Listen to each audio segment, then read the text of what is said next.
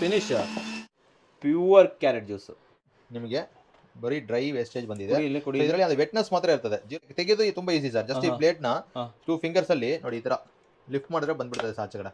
ಆಮೇಲೆ ಕಂಟೈನರ್ ಹಂಗೆ ತೆಗೆದು ಬಿಡಿದ್ರೆ ತೆಗುತ್ತೆ ಅಷ್ಟೇ. ಮುಗಿದೋಯ್ತಲ್ವಾ ಸರ್? ಇದರಲ್ಲಿ ವಾಟರ್ ಏನು ಹಾಕ್ಬೇಕಿಲ್ಲ. ಈ ನೆಲ್ಲಿಕಾಯಿ ಏನು ಜ್ಯೂಸ್ ಕಂಟೆಂಟ್ ಇದೆಯೋ ಅದನ್ನ ಪೂರ್ತಿ ಆಚೆ ಕಡೆ ಬರ್ತದೆ. ಅದರ ಬೀಜ ಬಂದ್ಬಿಟ್ಟು ನೀವು ಒಂದು ಹಾಕಿದ ಮೇಲೆ ಹಂಗೆ ಎತ್ತಿದ್ರೆ ಸಾಕು, ಬೀಜ ಜಂಪ್ ಔಟ್ ಆಗುತ್ತೆ. ನೋಡಿ ಹಂಗೆ ತೋರಿಸ್ತೀನಿ ಲೈವ್ ಆಗಿ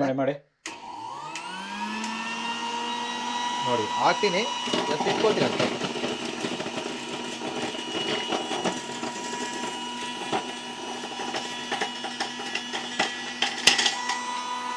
ಹೊರಗಡೆ ಬಂದ್ಬಿಡ್ತು.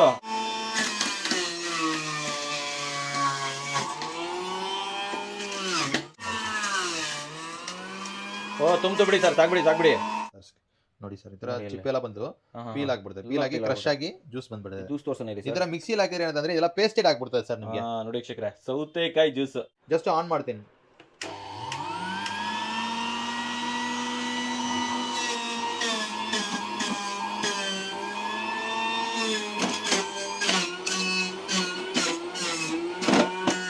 ಬಾಳೆತಿಂಡಲ್ಲಿ ಏನ್ ಜ್ಯೂಸ್ ಇದೆಯೋ ಅದನ್ನ ಪೂರ್ತಿ ತಗೊಂಡಿದೆ ನೋಡಿ. ಜಿಂಜರ್, ಇದು ಜಿಂಜರ್ದು ಶುಂಠಿದು ಇದಲ್ವಾ? ಇದು ಜೊತೆಗೆ ನಾವು ಬಾಳೆ ತಿಂಡಿ ಹಾಕಿದಾಗ ಅದು ನಾರು ಇದೆ. ಕಟ್ ಮಾಡ್ಕೊಳ್ಳಿ ಸರ್. ಸೊ ಈ ತರ ಕಟ್ ಮಾಡ್ಕೊಂಡು ಜಸ್ಟ್ ನೋಡಿ ಹಾಕಿ ಒಳಗೆ ಪ್ರೆಸ್ ಮಾಡಿದ್ರೆ ಸಾಕು ಸರ್.